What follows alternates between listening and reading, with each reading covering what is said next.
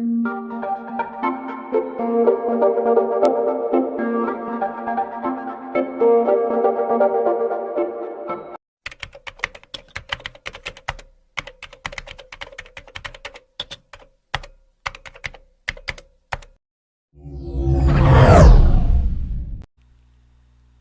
na mismo ang naghulog sa sarili mong bitag, Damian. Sabihin mo sa akin, sinong tumutulong sa'yo? Diretsahang tanong ni Chairman Ramon sa itay ni Elara na tila nawawala na sa tamang pag-iisip dahil kinakagat na nito ang mga kuko sa daliri. Kapag sinabi ko ba, ibabalik niyo sa amin si Elara? 2 dekada niyo siyang nalayo sa amin, kaya bakit ko siya ibabalik sa inyo? Isa pa andong yung rason para nakawin ng aming anak noon. Alam mo na ang rason, bakit ka pa nagtatanong? Nararapat lang ginawa ko dahil namatay ang aking ina dahil sa ginawa niyong pagpapakulong sa akin. May nawala sa akin kaya kinuha ko ang anak niyo bilang kapalit. Wala kaming kakayahan ni Neta na magkaroon ng anak kahit isang regalo sa Elara para sa amin. Mahal na mahal namin sa Elara kaya ibalik niyo na siya sa amin. Mahabang saad ni Damian habang nakangisi sa harap ng chairman na parang baliw. Hindi mangyayari ang nais mo. Sabihin mo sa akin ang mga nalalaman mo para matapos ng lahat ng to. Sinabi ko ng lahat, ano pa bang gusto mong malaman? Sinong tumutulong sa'yo? Pagak na tumawa si Damian. Wala. Hahayaan ko kayong mamuhay ng normal na iyong asawa kapag sinabi mo sa akin ang iyong mga nalalaman? Hindi na kami mamumuhay ng normal kung wala si Elara sa aming tabi. Sasabihin ko lahat ng aking nalalaman kapalit ni Elara. Payag ka ba? Galing na mismo sa iyong bunganga na may dapat nga akong malaman? Nakangising sa added Chairman Ramon habang nakapamulsa. Ipasok niyo siya, utos ni Chairman. Naneta! Sigaw ni Damian na makita ang asawa, hawak-hawak ng mga tauhan ni Chairman Ramon. Hindi ka madaan sa maayos na pakiusap. Gagamitin kong asawa mo para sabihin ang iyong mga nalalaman. Kinuha ni Chairman Ramon ang baril sa likuran, kasabay ng kasa at tutok sa ulo ni Neta. Nakakalimutan mo ba na isa akong miyembro ng gang bago ko natamasa ang rangyan ng buhay? Ayokong gumamit ng dahas ngunit kinakailangan para sa kaligtasan ng anak ko kaya gagawin ko. Now tell me, sinong tumutulong sa'yo? Nandilited ang ugat sa sentido na tanong ni Chairman Ramon habang nakatutok ang baril sa ulo ng inay ni Elara. Kahit pasabugin mo ang ulo ng aking asawa, wala ka makukuhang impormasyon sa akin. Matigas na saad ni Damian. Naririnig mo ba yung pinagsasabi mo, Damian? Umiiyak na tanong ni Nineta. Napayamos ng mukha si Chairman Ramon at mas sinigpitan ang pagkakahawak sa baril na nakatutok sa ina ni Elara. Daddy, wag po! Bungad ni Elara nang masaksihan ang pangyayari. Wag niyo pong sasaktan si inay. Umiiyak na pakiusap ni Elara. Ilabas niyo si Elara. Utos ng chairman sa mga tauhan ngunit kumapit to sa kanyang inay. Ikakamatay ko po kapag pinasabog ninyong ulo ni inay. Walang nagawa sa Chairman Ramon kundi ikalma ang sarili para sa anak. Napukaw ang atensyon nila nang marinig ang sigaw ng boses babae sa baba ng mansyon. Bumaba si Chairman Ramon kasunod ng asawa, pati si Elara at Nicolay bumaba din. Anong klase kang ama? Sarili mong anak pinalayas mo sa tahanang to? Sigaw ni Martha kay Chairman Ramon. Hindi ko siya anak. Nararapat lang na lumayo siya ng mansyon na to. Anak mo siya. Kawawa naman si Ravenna dahil buntis siya, ngunit pinalayas mo pa rin at tinanggalan ng karapatan? Anak mo siya sa kabit mo? Singit naman ni Rebecca sa usapan. Ikaw ang kabit at hindi ako. Ang lakas ng loobong sumugo dito para sabihin yan. Si Ravenna ang bunga ng kalandian mo. Umalis ka na dito bago pa dumilim ang paningin ko. Singhal ni Chairman Ramon sabay senya sa mga tauhan na palabasin si Martha ng mansyon. Pitiwan niyo ako, pagpapamiglas ni Martha. Pitiwan niyo si Mommy dahil kung hindi, sasabog ang bungo ni Elara.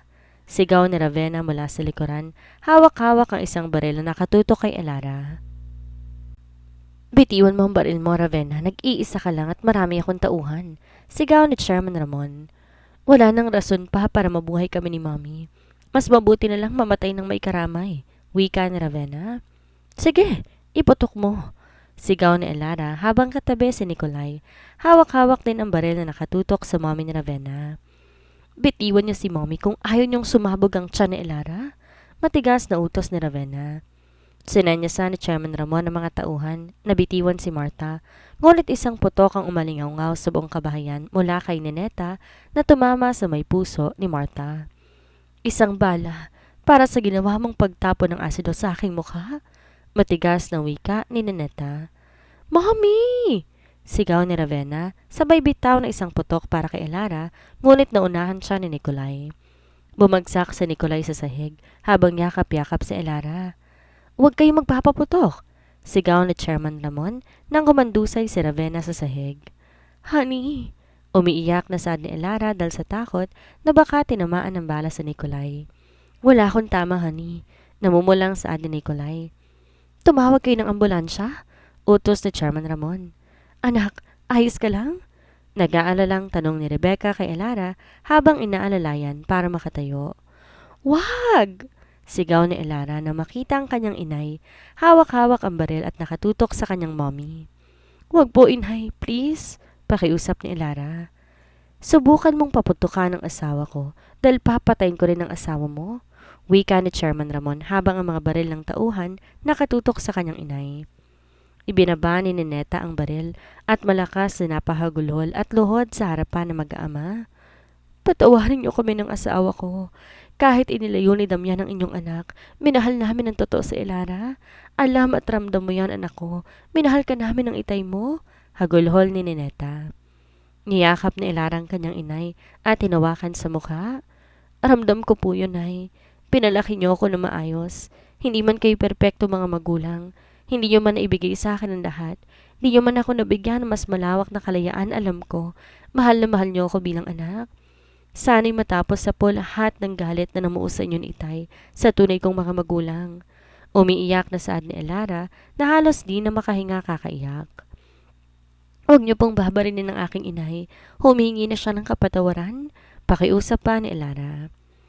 Tunog ng ambulansya ang pumukaw sa kanilang atensyon dahil sa dugo ang katawan ni Marta at Ravenna. Haharapin ko ang parusa ng batas dahil sa ginawa kong pagbaril kay Marta. Ngunit ginawa ko lamang yun dahil sa ginawa niya sa aming mag-asawa. Naipit lang kaming dalawa dahil sa mga kagustuhan niya. Kung di magawang aminin ng asawa ko ang kanyang nalalaman, ako mismo magsasalita. Umpisa pa lang, may kinalaman na si Marta. Inutusan niya ang aking asawang nakawin ng inyong anak dahil kung hindi, papatayin ako ng kanyang mga tauhan. Mahal na mahal ako ni Damian kaya lahat gagawin niya para sa akin. Ginatungan ni Marta si Damian para makapaghiganti sa ginawa ninyong pagpapakulong sa kanya sa pamamagitan ni Elara. Humahagulhol na paliwanag ni Nineta. Nanlulumong napadapa si Rebecca sa sahig dahil sa mga narinig. Niyakap siya ni Chairman Ramon habang saganang tumutulo ang mga luha. Si Elara ang nag-iisang tagapagmana ng mga Salcedo dahil noon pa man, niloloko na kayo ni Marta tungkol sa tunay na ama ni Ravenna. Ayaw niyang mapunta kay Elara ang mana, kaya gumawa siya ng paraan para mawala ang inyong tunay na anak. Si Ravenna hindi anak ng kanyang kabit na si Benjamin, kundi anak ng ibang lalaki na hindi niya kilala dahil maraming nakarelasyon ni Marta noon bukod pa sa kinakasama niya ngayon. Maniwala kayo sa akin dahil sinabi niya mismo sa aking harapan ng katotohanan habang binubuhusan ako ng asido. Siguro nagtatanong kayo bakit niya ako binuhusan. Ito'y dahil hindi ko sinunod ang kanyang utos na patayin si Rebecca. Totoo ang naririnig niyo. Si Marta ang nag-utos sa aking asawa na patayin si Rebecca. Ako dapat ang gagawa, ngunit tumanggi ako kaya sinunod din niya ng krimen. Dahil kung hindi, hindi lang asido ang matatamo ko kundi torture mula sa sindikatong hawak niya. Si Marta rin ang sumagasa kay Rebecca nung malaman niyang isang Salcedo si Elara. May kasalanan kami ng asawa ko, kaya handa kaming harapin anumang parusa. Mahabang paliwanag ni Nineta habang umiiyak. Napakuyom ng kamoo sa Chairman Ramon dahil sa galit, habang kanyang mag-ina patuloy sa pag-agos sa mga luha. Kaya pala sinabi ng witness na nakausap niya na isang babae ang kumuha ng envelope mula sa kalsada na mangyaring hit and run. Bakit hindi kasama ni Marta ang mga sindikatong kakampi niya bago sumugod dito? Nagtataka at galit na tanong ni Chairman Ramon. Naubos na sila ng aming mga tauhan, Chairman. Bungad ni Jackson at Bebang mula sa pinto habang nakasuot ng pang-assassin at may hawak na M16A4 na baril. Inutusan ko po silang hanapin ng mga sindikatong kumuha sa inay ni Elara noon. Hindi niyo agad sinabi sa akin na nahanap niyo na pala ang kanilang lokasyon, ani Nikolay. Pasensya na po, Sir Nikolay. Nasa kalagitnaan na po kami ng bakbakan. Mas na-trigger sigurong sumugod ang mommy ni Ravenna dito na mabalita ang ubos na ang kanyang mga tauhan. Pasensya na kung hindi namin agad na imporma sa inyo ang ginawa naming aksyon. Paghingi ng paumanhin ni Jackson. Isa pa po, nagpakamatay ang kinakasama ni Martha na si Benjamin, dahilan para sumugod dito si Martha nang wala sa tamang pag-iisip. Dagdag pa ni Jackson. Nakaramdam bigla ng pagkahilo si Elara habang inaabsorb ang mga naririnig.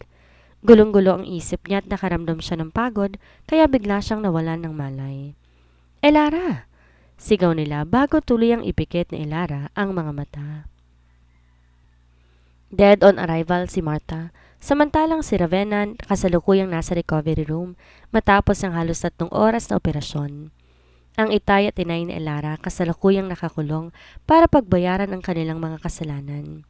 Ganon pa man may pagkakataon pa silang makalaya at magbagong buhay. Bakit nagpakamatay ang kabit ni Martha? Tanong ni Chairman kay Jackson at Bebang. Ayon po sa tauhan nila na aming nakausap, nalaman daw po ni Benjamin na hindi siyang tuloy na ama ni Ravenna, kaya tuluyan tong nawala sa tamang pag-iisip para iputok ang baril sa sarili niyang bungo. Paliwanag ni Jackson. Mahal na mahal ni Martha ang supot niyang kabit, kaya na magpakamatay ito, agad sumugod dito habang wala sa tamang pag-iisip. Pasmado ang bungangang saad ni Bebang, kaya sinikos siya ni Jackson. Ang bunganga mo, my love. Bulong ni Jackson sa kasintahan, kaya napakayumto ng bunganga. Supot? Tanong ni Chairman Ramon. Opo, supot po ang kabit ni Ma'am Martha. Nakita namin mismo ang hubad niyang katawan sa warehouse, hindi pa po siya tuli. Dagdag pa ni Bebang, kaya hindi napigilan ni Jackson na mapangiti sa sinasabi ng nobya. Anyway, magsasama na sila sa langit ni Martha dahil dead on arrival tong dumating ng ospital, gawa ng tama sa bala ng dibdib niya. Sa impyerno po sila magsasama, Chairman, hindi po sa langit. Pagkokorek ni Bebang sa sinabi ni Chairman Ramon, kaya siniko ulit siya ni Jackson. My love, ang bibig mo. Hindi sila makakapasok sa karian dahil masasama ang kanilang budi. Aalis na po kami, Chairman. Hindi pa po kasi nakakainom ng gumot tong si Bebang Ani Jackson. Paalam po, Chairman. Ani Bebang bago tuloy ang umalis kasamang nobyo. Kahit kailan hindi mo pinag-iisipan ang iyong sinasabi. Puro kakalokohan, my love. Bakit? Kaya nga mo ako nagustuhan dahil ganito ako. Pinatato pa kita sa bilat ko kaya umayos ka dyan, my love. Ikaw din naman pinatato kita sa puwetan ko, ani Jackson, kaya tawang-tawa si Bebang dahil sumasakay si Jackson sa mga trip niya sa buhay. Ganon talaga kapag mahal, sasabayan ka bukod sa sasakayan. Samantala, pagising ni Elara, nag-aalala ng mukha ni Nikolay ang una niyang nakita. Honey, huwag ka mag-alala dahil maayos ang lagay niyo ng baby natin. Naiiyak sa tuwang saad ni Nikolay. Kamusta si Ma'am Martha at Ravenna? Wala nang mommy ni Ravenna? Malungkot na saad ni Nikolay. Si Ravenna, kamusta ang lagay niya? Nagpapagaling na siya, honey. Mabutit sa balikat ko lang siya natamaan. Kamusta ang pinagbubuntis niya? Kung buntis nga siya, sinong ama? Iyon ang hindi natin alam, honey. Gusto ko siyang makausap, ani Elara. Kailangan mo muna magpagaling, ani Nikolay sabay halik sa noo ni Elara at halik sa tiyan ng nobya. Pagkalipas ng 2 araw, dinalaw ni Elara si Ravenna dahil gising na raw ito, sabi ng mga doktor. Bago pumasok ng recovery room, kinausap muna sa Elara ng isang doktor. False pregnancy, ang kaso ni Ravenna. Ibig sabihin, nararanasan niya ang simptomas ng isang buntis kahit di naman talaga siya buntis. Walang buhay sa kanyang sinapupunan. Sinasabi ko to sa iyo bilang guardian ng pasyente. Kung maaari, wag mo munang sabihin sa kanya dahil hindi pa stable ang mental condition ni Miss Ravenna, lalo na't namatayan siya ng ina. Wika ng doktor. Maraming kasalanan si Ravenna kay Elara, ngunit di maiwasan ni Elarang maawa. Kahit papaano sa kalagayan ni Ravenna. Ano po ba ang gamot sa ganoong kaso? Kami na ang bahala sa kanyang pagpapagaling. Hindi naman required ng surgery. Kailangan niya lang ng medical evaluation at emotional support to manage the symptoms. Wika ng doktor. Salamat po, Dok. Balitaan niyo po ako kung anong aming maitutulong para tuloy na siyang gumaling. Malamlam na wika ni Elara bago tinalikuran ng doktor papasok sa kwarto ni Ravenna. Hintayin niyo ako dito sa labas. Wika ni Elara sa kanyang mga bodyguards na laging nakabuntot dahil kabilin-bilin na ni Nikolay at kanyang mga magulang, Hindi siya pwedeng mawala sa mata ng mga to. Nang makapasok na sa Elara, nadatnan niya si Ravenna. Nilalaro ang buhok na parang bata. Pinapaikot-ikot niya ito sa kanyang daliri habang naghahumming. Kamusta ang pakiramdam mo? Naluluhang tanong ni Elara dahil sa awa. Alam mo ba kung nasan si Mommy? May usapan kasi kami, sa Amerika na lang kami maninirahan. Tumulo ang luha ni Elara sa mga mata. Ayaw mo ba dito sa Pilipinas? Gusto ko, pero usapan kasi namin ni Mommy, luluwas kami ng bansa para magsimula ulit. Nakita ko siyang duguan kaya iniisip ko ngayon, buhay pa ba siya? Can you tell me if she's still alive? Nakapilig ang ulong, tanong ni Ravenna kay Elara. Hindi umimik si Elara dahil di niya pwedeng sabihin. Napatay na ang mommy nito dahil wala ito sa tamang pag-iisip at baka tuluyang mabaliw. Malakas na umiyak si Ravenna, sabay kabig ng mga gamit mula sa ibabaw ng lamesa malapit sa kanyang medical bed. Tell me, where is my mom? Gusto ko siyang makausap para sa kanyang apo. Nagpapanik na sigaw ni Ravenna. Lalong tumulo ang mga luha ni Elara dahil wala namang buhay sa sinapupunan ni Ravenna. Baka lalong mawala sa katinoan si Ravenna kapag nalaman niyang hindi naman talaga pagbubuntis ang mga simptomas na nararanasan niya. Patay na ba si Mommy? Sabihin mo sa akin, patay na ba siya? Para na ako. Para na kami na magiging apo niya. Siya na lang ang kakampi ko tapos mawawala pa? Sigaw ni Ravenna habang umiiyak. Pakiusap, kumalma ka muna. Ano? Masaya ka na ba, Elara? Pumabor sa iyong tadhana. Lahat ng akin sa iyo na mapupunta. Pati lalaking minahal ko ng sobra sa iyo na. Si Daddy na tinuring at minahal ako bilang anak. Sa iyo na rin. Nagmahal lang naman ako eh. Pero bakit gantong karmang bumabalik sa akin? Nagkamali ako at pinagsisihan ko na yon. Pero gusto ko na lang maging masaya. Hagulhol ni Ravenna. Sorry, kung ang bagay na akala mo'y sa'yo ay nakatadhana palang maging akin. Kung nagkamali ako, inihingi ko yung kapatawaran. Ngunit hindi pa huli ang lahat para sa'yo, Ravenna. May pagkakataon ka pa para magbago. Hindi ko alam kung saan magsisimula. Sagutin mo ko, patay na ba si Mommy? Tanong ni Ravenna, nakitang-kitang sakit sa mga mata. Walang nagawa si Elara kundi ang tumango sa harapan ni Ravenna. Mommy! Sigaw ni Ravenna habang patuloy na nagwawalang parang bata. Nurse! Nurse! Please help! Sigaw ni Elara dahil parang batang nagtatantrum si Ravenna. Iturok mo na! Wika na isang nurse bago tuluyang makatulog si Ravenna. Hindi po stable ang mental condition niya, ma'am. Makabubuti po siguro dalawin niyo na lang siya kapag okay ng kanyang kondisyon. Nanlulumong lumabas sa Elara ng recovery room habang hawak-hawak ang 2 buwan niyang tiyan. Honey, bungad ni Nikolai kay Elara. Iyahatid na kita. Hindi ako mapakali kaya pinuntahan kita dito. Gusto kong dalawin si inay at itay sa kulungan. Pwede mo ba akong samahan? No worries, honey. Okay ka lang ba? Kamusta ang pag-uusap niyo na Ravenna? Hindi maayos ang kanyang kondisyon, honey. Babalik ko siya kapag maayos ng kanyang kalagayan. Nang makarating sila sa kulungan, naupo si Elara sa may visitation glass para makausap ang kanyang mga magulang sa loob. Kamusta po kayo? Malamlam na tanong ni Elara. Maayos naman kami dito, anak. Patawad sa mga maling nagawa namin sa noon. Patawad kung kinulong ka namin sa gubat.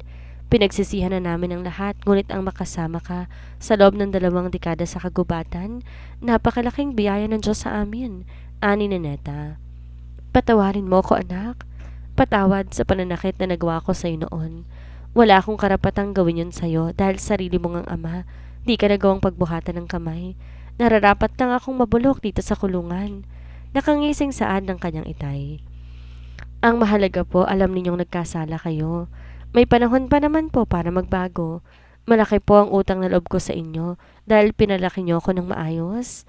Mahal ko po kayo, inay at itay. Sa ngayon po, babawi ako sa aking tunay ng mga magulang, wika ni Elara.